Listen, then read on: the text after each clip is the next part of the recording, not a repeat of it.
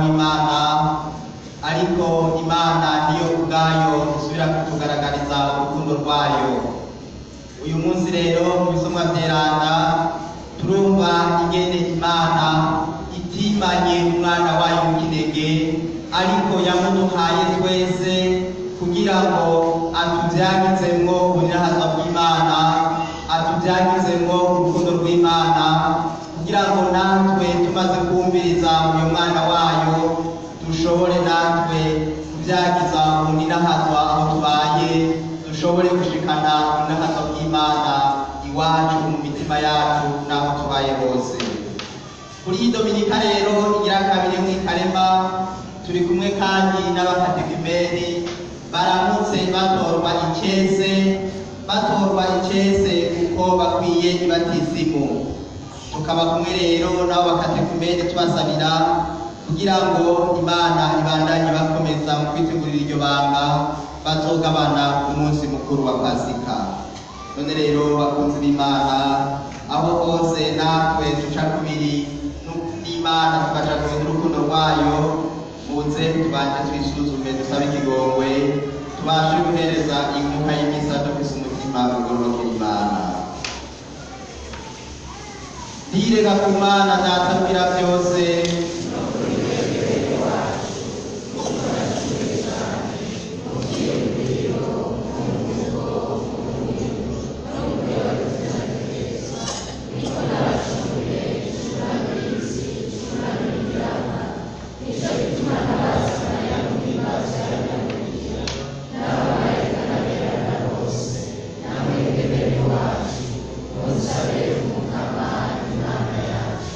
Imana bwira byose nitubwirire ikigongwe, maze niyamara kuturekurira ibicumuro byacu ituronse ubuzima bw'amahoro.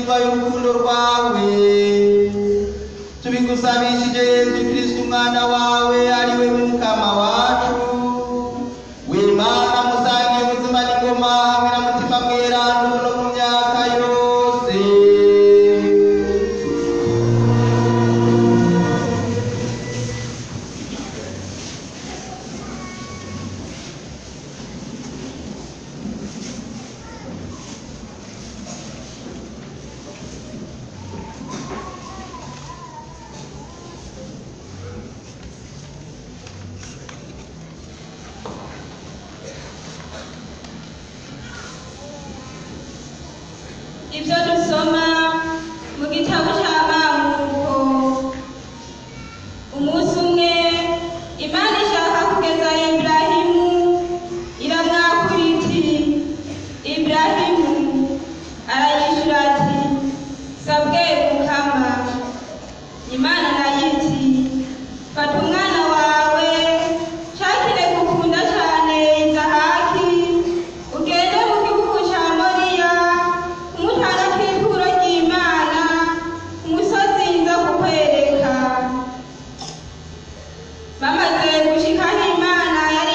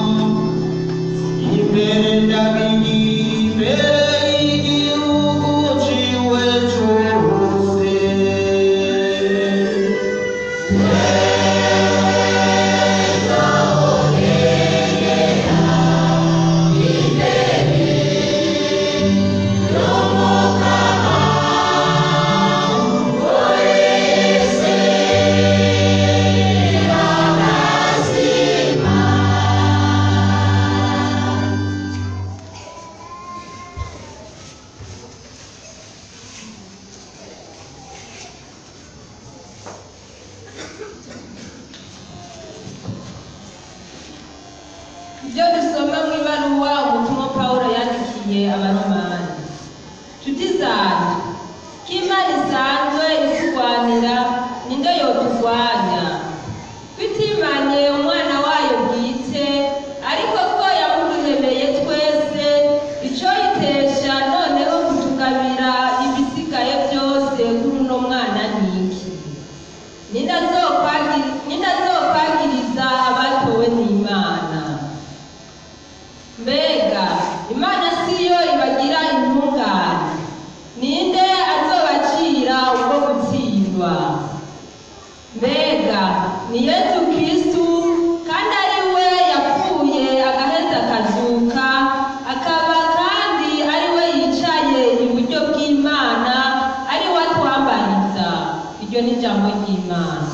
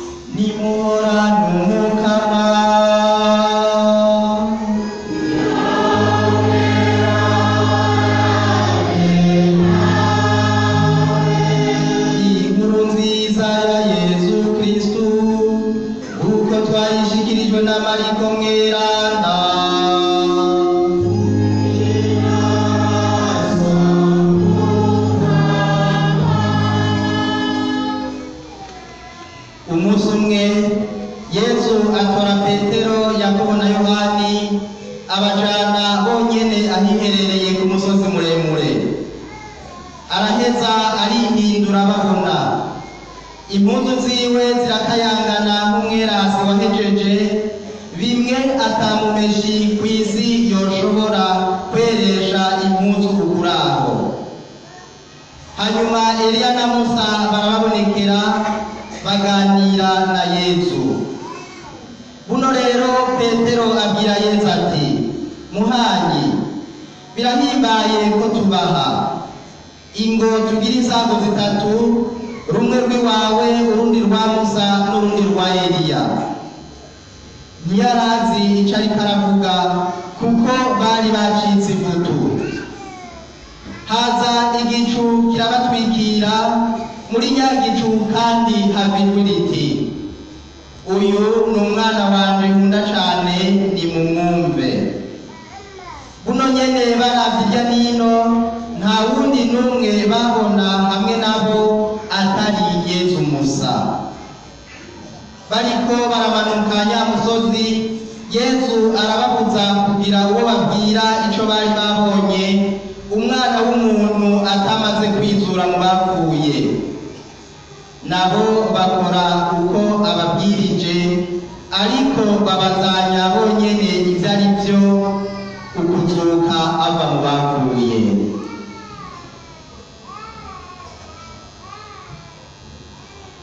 Dushemeze ijambo ry'Imana.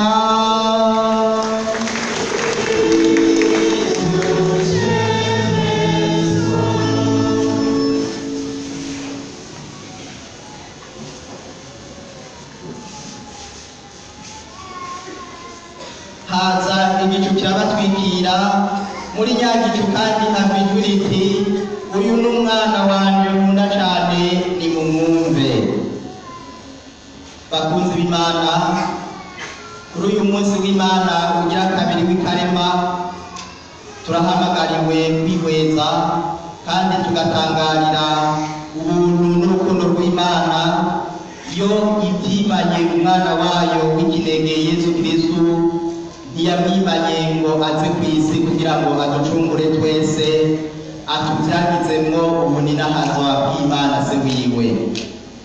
Iyo ngabire rero Imana yaduhaye ariyo mwana wayo Yesu Kristo, tuyitegera neza twihweje iki gisomwa ca mbere twumvise cavuye mu gitabo c'Amamuko, tukihweza ingene uyu muntu Iburahimu atatiye guhereza Imana umwana wayo w'ikinege Izahaki, umwana yari yavyaye mu busaza.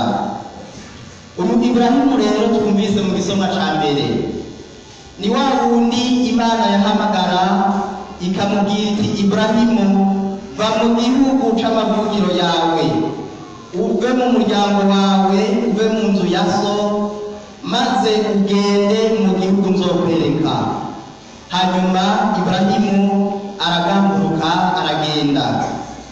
Amaze kugenda, Imana igumana nawe yama yikundira, gushika naho imuha umuhango igira iti, nzokugira igihugu kinini, urubyaro rwawe ruzongana n'inyenyeri zo kw'ijuru. Aho hose Aburahamu akemera, agaheza akemera, maze Imana nayo ikaguma imuharura umutigiri w'abantu b'intungane. Ariko rero Iburahimu aragera mu zabukuru, gushika aho mbere umenga atanguye kugira amadidani agira ati, none ubwo umuhango Imana yampaye nzowushikira nte ko jewe nshaje n'umugore wanje Sara tukaba dushaje? Niho rero mu busaza bwiwe Imana yahava ikamugabira umwana w'umuhungu akamwita Izahaki. Uyu mwana rero aba nk'umwizero w'uko ariwe azokwamukako ivyo Imana byose yari yaraganiye Iburahimu, imubwira yuko azorondoka. Uyu munsi rero ngaha mu gisomwa ca mbere twumvise Imana isubira gushaka gusuzuma ukwemera kwa Iburahimu. Imana iraheza ituma Iburahimu yuko yogenda guhereza ko Inkuka uyo muhungu wiwe w'ikinege yari yaroneye mu busaza. Imana imubwira iti, genda utange kw'Inkuka umuhungu wawe Izahaki.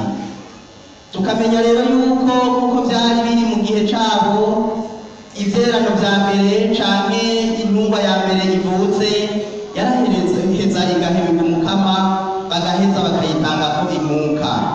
Mugabo uyu munsi Imana iraheza ituma Iburahimu yuko yogenda gushikana umwana wiwe, kandi umwana yaronswe mu bintu bigenze uko nogira imbere yari yavuze igitangaro c'Imana yaba Iburahimu canke akaba Sara, bose bari abantu bageze mu zabukuru. Hanyuma Iburahimu araheza agatambuka aragenda aja guhereza uyu mwana wiwe Imana. Niho rero amaze kugambukira Imana, twumvise ingene Imana yaciye irungika umumarayika wayo. Araheza aragenda abwira Iburahimu ati ntushire ukuboko ku mwana wawe ntihagire ikibumugirira. Ndazi none ko wubaha Imana, ntiwanyimye umwana wawe ikinege cawe kimwe rudende. Iburahimu rero agaheza araramuye amaso akabona impungwa iza gusubirira umwana wiwe yaba kimutanze kw'inkuka. Imana rero iraheza isubira kugira isezerano na Iburahimu, imubwira iti ko wemeye ntuheze ngo unyime umwana wawe, nanje ndarahiye ku izina ry'Umukama, uyo n'umumarayika tumwe n'Imana, ati kubera ko ubahutse gukora ivyo, ni ukuvuga kuko atagize ati none ko uyu mwana ari umwe, mbega none nzokura uwundi he uzompa uwundi, canke ati none mwanyemerera bizogenda gute? Ati mugabo ko wemeye ugakora ivyo atamadidana atamakenga, ntiwimane umwana wawe ikinege cawe kimwe rudende, nanje nzoguhunda imihezagiro. Abuzukuru n'abuzukuruza bawe bazogwira nk'inyenyeri zo mw'ijuru, bazongana n'umusenyi wo ku nkombe z'ikiyaga, bazokwirahira abansi babo bigambe. Kw'izina ryabo imiryango yo kw'isi izohezagirwa, kuko wagambukiye Imana. Iburahimu rero araheza arasubira guhezagirwa n'Imana, kuko yemeye ico Imana yamutumye cose atamadidane, mugabo afise ukwemera n'umwizero mu Mana yosa. Bakunzi b'Imana, twumvise iyi nyifato ya Iburahimu, natwe turaheza tugategera yuko uwizigiye Imana wese ntiyigera amaramara namba. Ukwemera niko gutuma natwe tuba abantu badashobora kumaramara imbere y'Imana, kuko uko jewe nemera Imana nkayemera n'umutima wose, mbere no muri ivyo mbona umenga mu maso yanje ntibitomotse, ngaheza nkagira nti Imana niyo nkuru nimbona, aho nanje niho mpeza ngakura umutima w'uko Imana ibana nanje, ngaheza ngakomera kuko Imana iri kumwe nanje. None rero bakunzi b'Imana, dutegere yuko uwizigiye Imana akayemera n'umutima we wose, yaba ariwe aronka imihezagiro, agaheza Imana ikabimurinda kumaramara. Ariko kandi ikindi twotegera kuri iyi Dominika ya kabiri yo mw'ikarema, nuko nk'uko Iburahimu atimanye umwana we wiwe w'ikinege, agaheza akemera kumutanga kw'inkuka ngo amushikanire Imana, niko n'Imana ubwayo itimanye umwana wayo w'ikinege, kugira ngo aze kwitanga kw'inkuka, kugira ngo natwe ashobore kuducungura. Imana ntiyigeze yimana umwana wayo, ahubwo yaramuturungikiye, araza kugira ngo atuvyagizemwo ubuninahazo bw'Imana. Turatangarira rero ubwo rukundo rw'Imana, tugatangarira ubwo buntu bwayo yagiriye umuntu kugira ngo imurungikire umwana wayo w'ikinege, ashobore kutuvyagizamwo ubuninahazo bw'Imana. Uyu munsi rero turabonye ingene uyu mwana w'Imana yatugabiye, ingene aduganye na Petero, akajana na Yakobo na Yohani, mbere aba batumwa batatu bakaba ari nabo bazogerageza kumuba hafi mu gihe azoba ariko aregereza amagorwa gupfa no kubabara kwiwe. Araheza rero ahitana abo batatu kugira ngo aje kubereka icari cyo ubuninahazo bw'Imana. Baraheza baraduga, bageze ku musozi, Yesu arahinduka, arasayangana rimwe ngo mbere ata mumeshi n'umwe yoshobora kweresha impunzu ziwe kuri aho. Abo rero baraheza bagenda kugira ngo babe ivyabona vy'ubuninahazo bw'Imana. Twibuke rero yuko imbere y'aho Yesu adugana n'abo bantu, yari amaze kubwira abigishwa biwe, ababwira yuko azobabara menshi kandi agapfa, mugabo akazuka. Ariko abigishwa biwe bagaheza ntibabitegere. niho rero ahitanye abo bigishwa biwe batatu kugira ngo bazobe ivyabona, no mu gihe Yesu azoba yarababaye agapfa akama akazuka, bashobore kugira bati bwa bundi bimwe Yesu yatubwira ko azozuka twari twarabonye ubuninahazo bwiwe, bagaheza rero bakaba abaremesha abandi. None rero bakunzi b'Imana, uyo rero nyene ubuninahazwa umwana w'Imana Yesu Kristo niwe rero Imana itubariye igira iti uyo ni umwana wanje nkunda cane nimumwumve. Uyo niwe duhamagariwe kumviriza, uyo niwe duhamagariwe gutega amatwi cane cane mwa kino gihe c'ikarema, kuko ubuninahazwa bwiwe ari we nyene kuducira umuryango w'izuka, natwe tugaheza tukaba abantu tubaho mugabo twizeye kandi twemera ko tuzozukira ubuninahazwa, natwe tugasayangana mu maso y'Imana, kuko tuzoba twasangirijwe ubuninahazwa bw'Imana n'uyu Yesu Kristo umwana wayo. Ico gihagararo rero, ico gihagararo tugishikanwako n'ibatizimu aba bakatekumeni bariko baritegurira uyu munsi, muri uyu munsi wo gutorwa icese batorerwa ibatizimu. Ibatizimu niyo iducira uyu muryango wo gupfana na Yesu, tugaheza tukazukana nawe kugira ngo dushobore gusangira nawe ubuninahazwa bw'Imana. None rero bakatekumeni muri ngaha, ngiryo iteka muri kumuritegurira, ni yuko namwe mwokwinjirana na Yesu Kristo mu buninahazwa bw'Imana, mugapfana nawe mu gicumuro, mugabo mukazukana nawe mu buzima. Twebwe abandi bakristo turi ngaha turamaze gutegwa iryo teka ryo guhabwa ibatizimu, ubu tukaba dufise umuhango, tukaba dufise umwizero n'ukwemera kuko natwe tuzosangira n'umwana w'Imana ubuninahazwa bw'Imana. Uyu munsi rero bakunzi b'Imana, dutegerere yuko ubwo buninahazwa twamaze mbere kubutangura. Uko jewe nakira umwana w'Imana nkamusanganira mu mutima wanje, niko nshobora kunywana n'Imana, ngaheza nkasasagaza rero ngasimbataza ubuninahazwa bw'Imana aho mbaye mu muryango wanje, ngaheza ngasimbataza ubuninahazwa bw'Imana mu babanyi banje, ngasimbataza ubuninahazwa bw'Imana aho nkorera, maze aho mbaye hose, aho nshitse hose, nkama nanje ndazwe ishinga nuko nobona aho hariko haratsimbatara ubuninahazwa bw'Imana.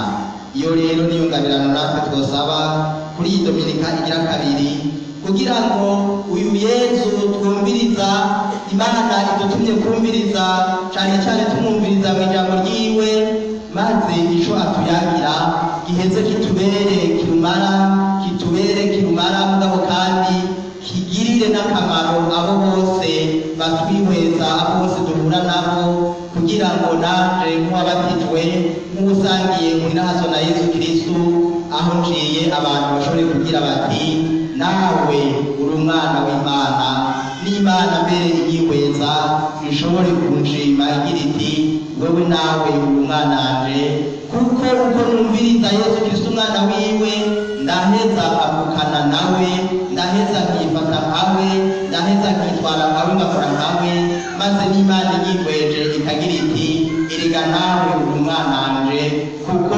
ugamburuka ico nategetse, kuko ugamburuka ijambo ryanje. None rero bakunzi b'Imana, tubisabiranire kugira ngo buke buke tubandanye tugenda twegereza umunsi mukuru wa Pasika, tuzokwigine iyo ntsinzi yagiye kutuzanira ubuninahazwa, natwe tugira tuti twarumvirije kandi turumviriza umwana w'Imana, icyo atubwira rero kigaheza kikatuzigama.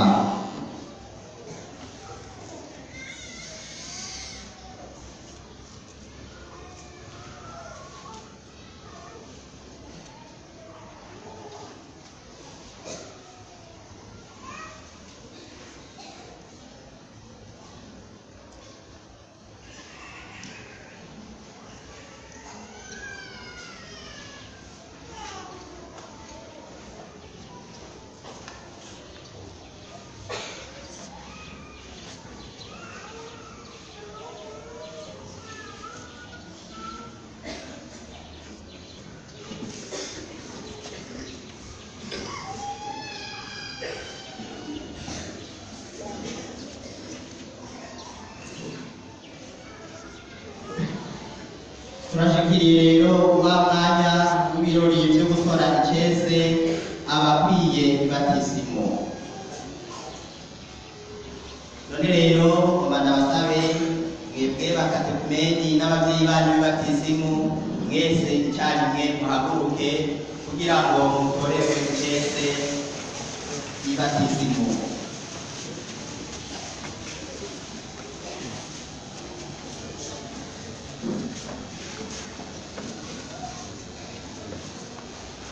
Bakunzi b'Imana, ico Ekleziya Nyeranda y'Imana ishaka ubu ni ukumenya neza ko ababigishwa bakwiye kwinjizwa mu murwi w'abatowe ngo bahimbaze iminsi mikuru ya Pasika twimirije.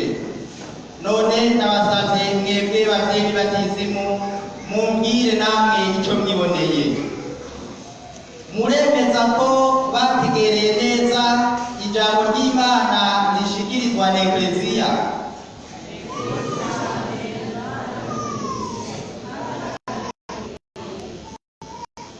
Mubona baratanguye kugendera kuzigama ijambo bakiriye?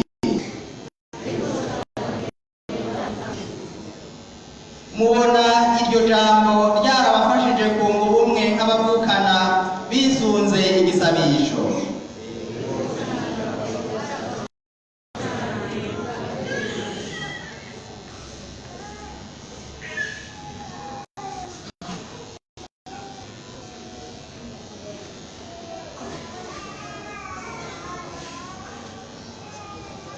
Mwabigishwa mwe, ubu rero ni mwebwe mugezweho. Abavyeyi banyu b'Ibatisimu mbere n'umuryango wose w'Abakristo babavugiye neza. None Ekleziya yishimikije intahe babashingiye ku izina rya Kristo irabemereye kwitegurira amasakaramentu ya Kristo.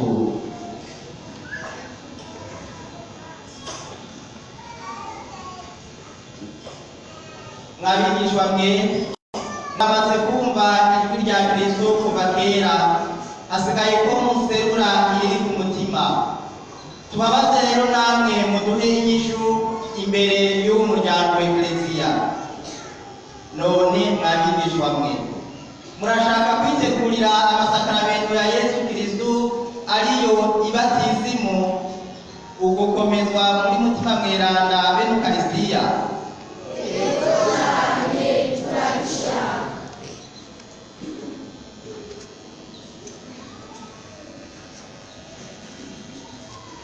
None rero bigishwa mwe, turabemereye ko mwokwitegurira neza mugasangira amabanga meranda y'Abakristo mw'ijoro rya Pasika. None rero ubu mugeze mu gihe gihambaye cyane. Murazi ko Imana ari natana mu ndagano. None nimuyihereze umutima wanyu n'ubuzima bwanyu, nimuze muyihemukire na rimwe. Muri iyi minsi mushishikare kurondera umwuzurira w'ibyiza yabahamagariye.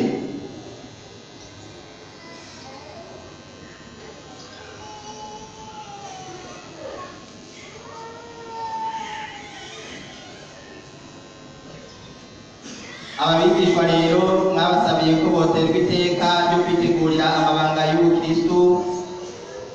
Muraheze rero mubamize ku mushaha, mwambe mubashigikiza umutima w'urukundo n'akaroro keza mwebwe abavyeyi b'Ibatisimu, kugira ngo nabo bazoshikire amasakaramentu y'ubuzima bw'Imana mu buryo bubereye abana b'Imana. None rero bavyeyi b'Ibatisimu, nimufate ku bitugu ababigishwa abakatekumeni kugira ngo nanje eze n'abasabire.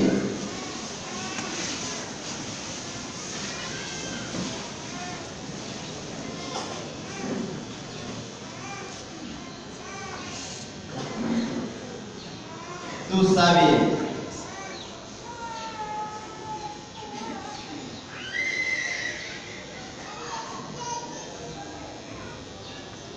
Mukama, kugira ngo abakatekumeni, Mukama turasabiye abakatekumeni bacu kugira ngo wewe dawe wacu wo mw'ijuru ubahe basigurire uko bukeye uko bwije ko Kristo ari we mwana wawe akaba n'umukiza wacu. Turagusabye kandi ngo imyitwarariko yabo ya misi yose, mu myitwarariko yabo bame bisunga wewe Mana nzima wabaremye. Ni wewe rero Mana ubakomereza imitima yabo kandi ukabashishikariza ukabaherekeza ku rugendo rwabo rwo kurondera no gukurikira Imana gushika bashikire ca gihe bazoberwa no kuvuka bwa kabiri mu mazi no muri mutima mweranda. None rero turagusabye ubaherekeze ubashigikire kugira ngo bazoshikire ico gihagararo babikwiye kandi ubaronse n'inema zose bakeneye kugira ngo bazoshobore kuzigama iryo banga. Tubigusabishije Yesu Kristo Mukama wacu.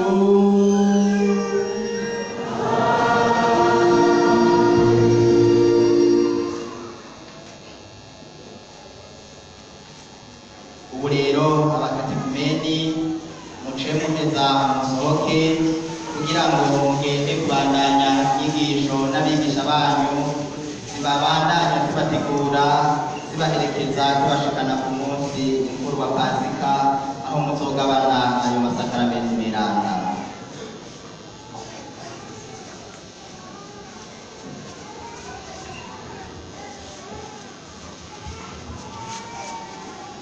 Abavyeyi batisimu mwicare, hanyuma abana namwe abigishwa muce mubandanya musohoke kugira ngo mubandanye inyigisho zibategurira amasakaramenti meranda.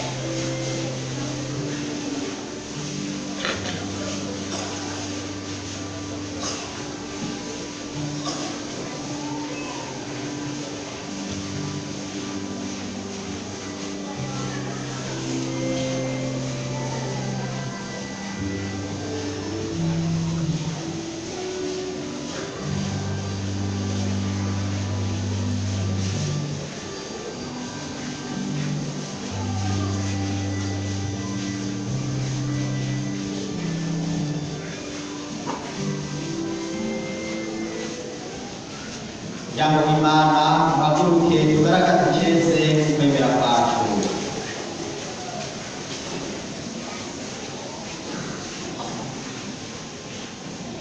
Temera Imana imwe ugendeye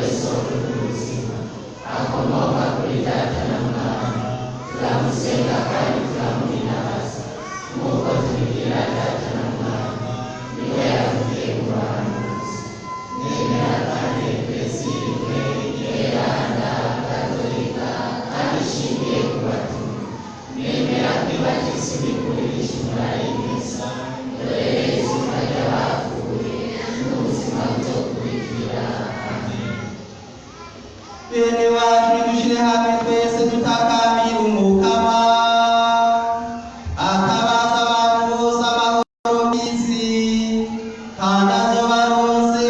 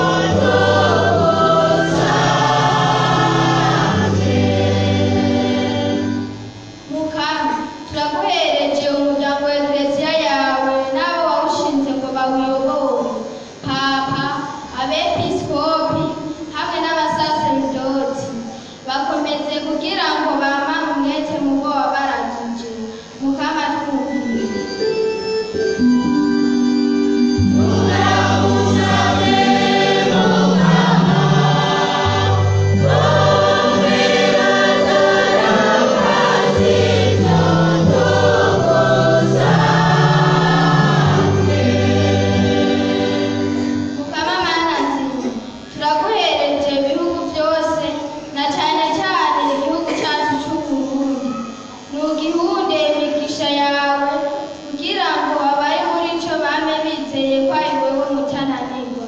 Twongeye kuguhereza igihugu cyacu waba ugikingira ikiza cya coronavirusi. Mukama twumvire.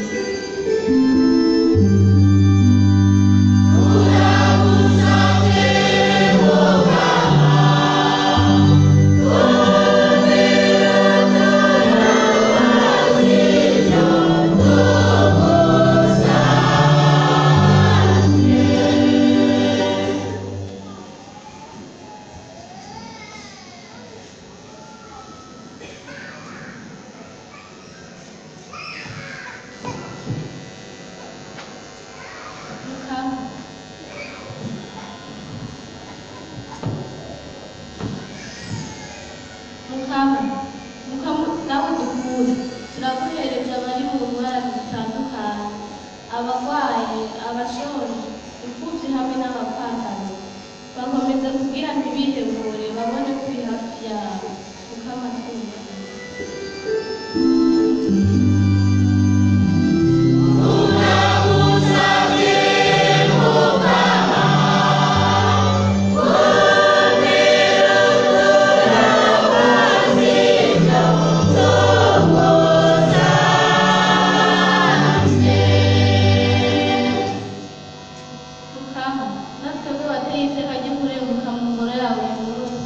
Turagusabye twongerereze ukwemera no kuguhurumbira.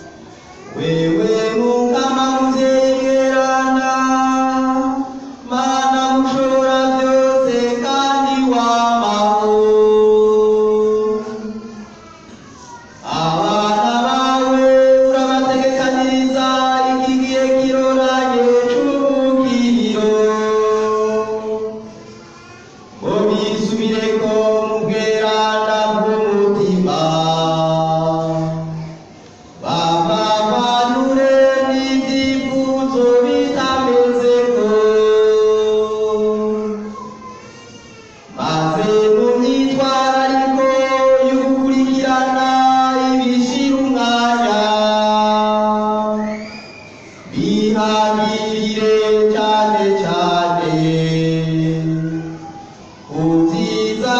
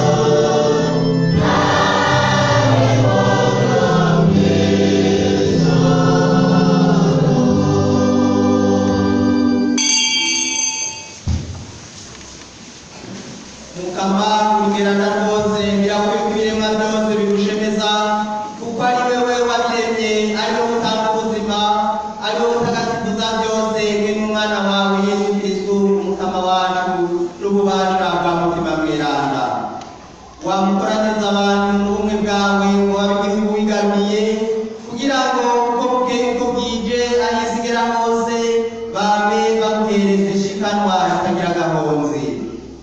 Nicyo gituma tugutakambiye mukama ngo wakirize imperezwa tugushikaniye mutima mweranda nazitagatifuze zihinduke zitubere umubiri n'amaraso y'umwana wawe Yesu Kristo umukama wacu.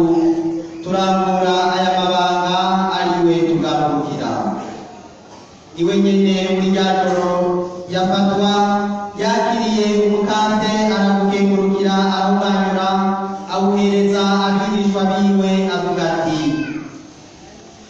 akire murye mwese iki ni umubiri wanje uza gutangwa ku bwanyu.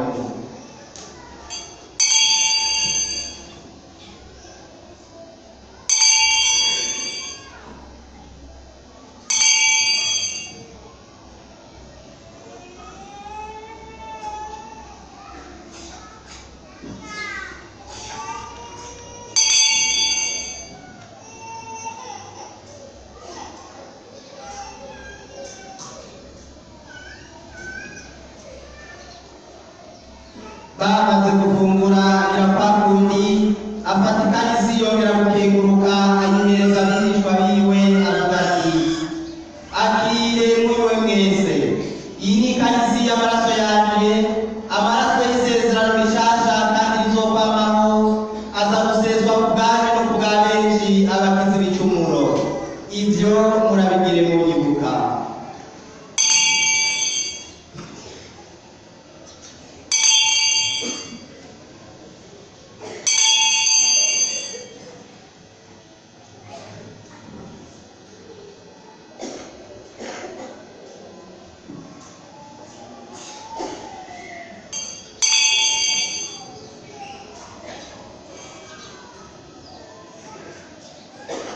Bane b'Imana iri banga ry'ukwemera agatangaza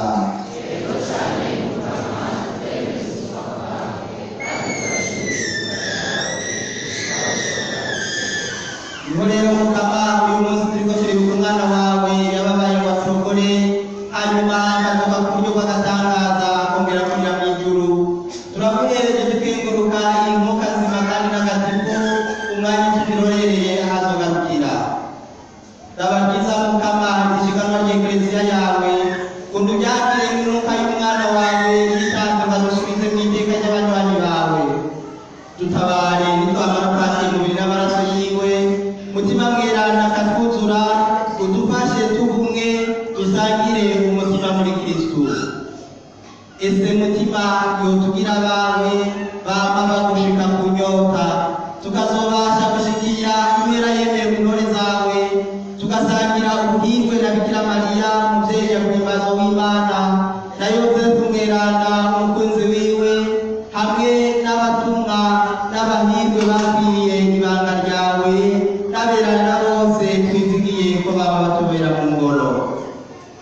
Turagusavye mukama iyi nkuka itwuzurize nawe izanira abantu bose amahoro n'ubukiriro. Komeza ukwemera n'urukundo rw'ekleziya yawe ikiri ku rugendo ngaha ku isi hamwe n'umusazi wawe Papa Francisco n'umwepiskopi wacu Gervasi n'abasangiye ibanga ry'abepiskopi bose n'abasaseredoti bose n'igihugu cose wigaruriye. Tega amatwi ibisanisho by'uyu muryango wawe wateye iteka ryo kurenga imbere yawe. Umuvyeyi nyagukundwa vyora ikigongwe ugarukane mu bumwe abana bawe bashwiragiye.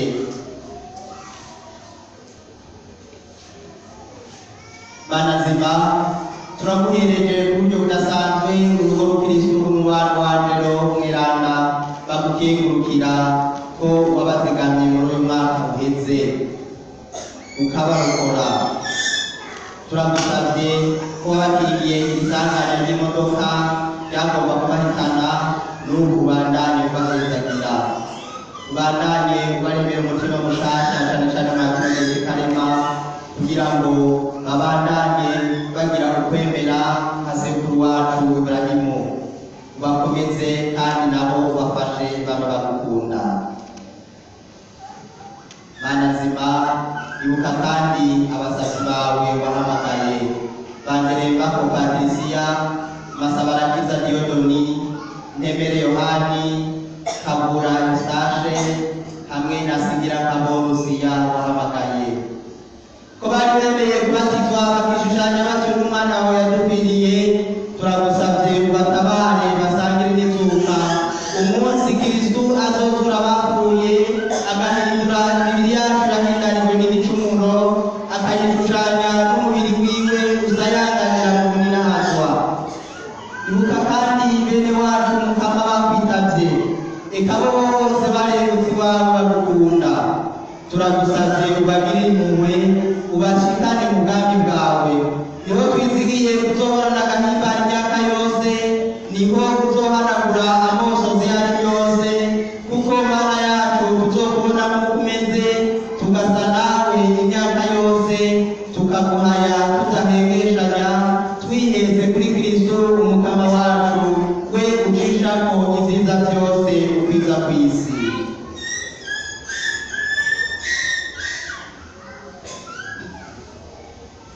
Kubwiwe hamwe nawe no muri we nyene, n'umutekwa iteka ry'ugusengwa Mana Data mushobora byose, hamwe na mutima mutagatifu, wongere uninahazwe mu myaka yose.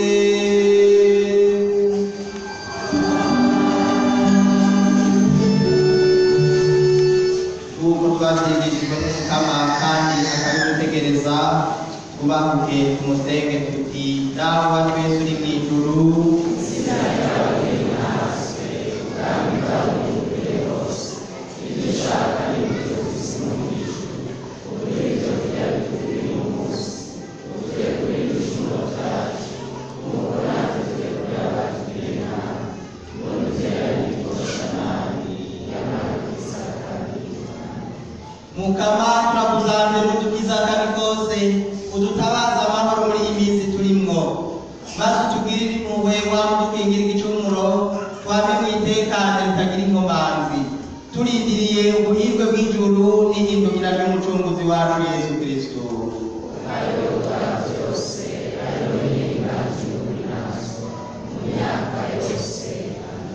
Mukama Yesu Kristo, we wabwiye abatumwa bagutinda basigaranye amahoro, ndabahaye amahoro yanje. Nturabe ibicumuro byacu, raba nyako ukwemera ku Ekleziya yawe, uyitabaze amahoro n'ubumwe, maze ishaka ryawe riranguke. Wewe nyene ubuzima n'ingoma mu myaka yose.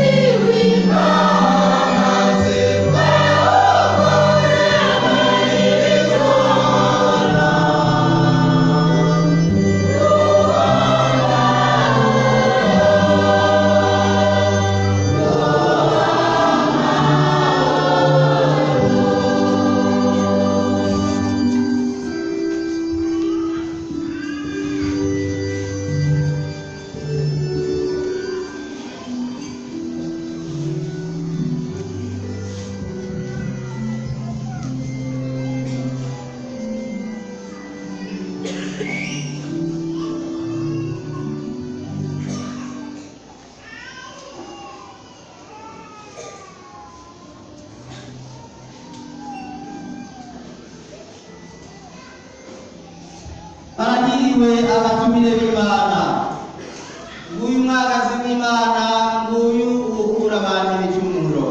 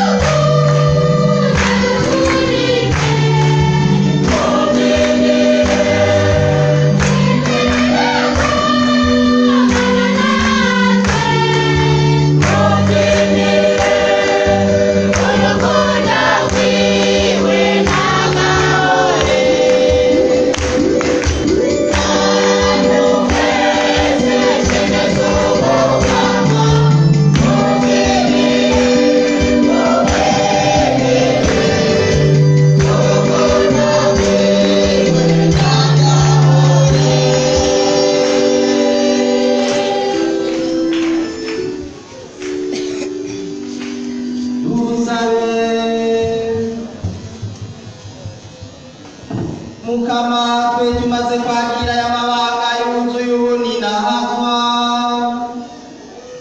Turabandanya kugukengurukira kuko tukiri hano ku isi waduhaye gusangira ku byiza by'ijuru.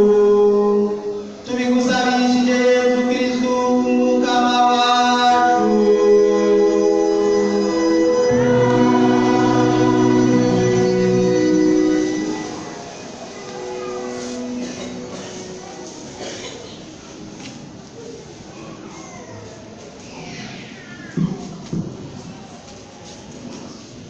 Kwemera kwanje ni kurangwa n'ibikorwa bashe kwitangira umugambi wo kwagura ingoro y'Imana Paruwase yacu.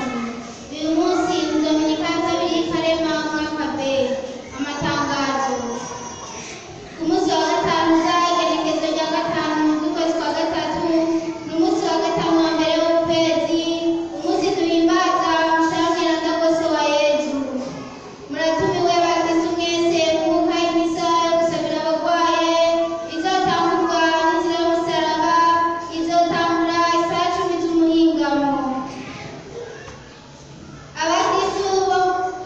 Abakristu bo mu mubano witiriwe Augustino Mweranda baratumiwe mu nama izoba ku munsi w'Imana isaha ya mbere isohotse. Abakristu bose bakira umuvyeyi Bikira Mariya Genderiko baramenyeshejwe ko bazokwakira abashitsi bavuye kuri munsi ya Gikungu. Inama izoba isaha ya mbere isohotse. Abana baheruka gusangira barasabwe kuza gutora amakete yabo ku munsi wa gatandatu isaha 9 z'umuhingamo. Abazotegura ingoro y'Imana. Ejo ku munsi wa mbere hazokora umubano wa Monika Mweranda hamwe n'umubano wa Thomas Mweranda. Wa gatandatu hazokora umubano wa Anita Mweranda hamwe n'imikangara y'Imana. Murakoze.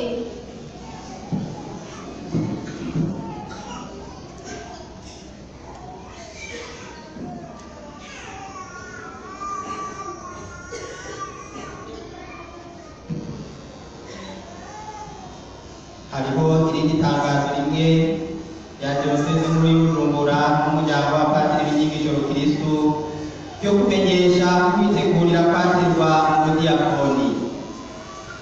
None rero Diyoseze nkuru y'Ubujumbura n'umuryango wa Padiri b'inyigisho Rukristu aribo twebwe umuryango ukurikira bari n'iteka ryo kumenyesha umuryango wose w'abakristu ko kw'igenekerezo rya 24 uyu mwaka turimwo mu mubano uri mu Kinindo hazoba yatirwa mu ibanga ry'ubudiyakoni rya Kurera Bienvenue Sosiyete rya Bizimana avuka ngaha nyene muri Paruwase ya Ruziba.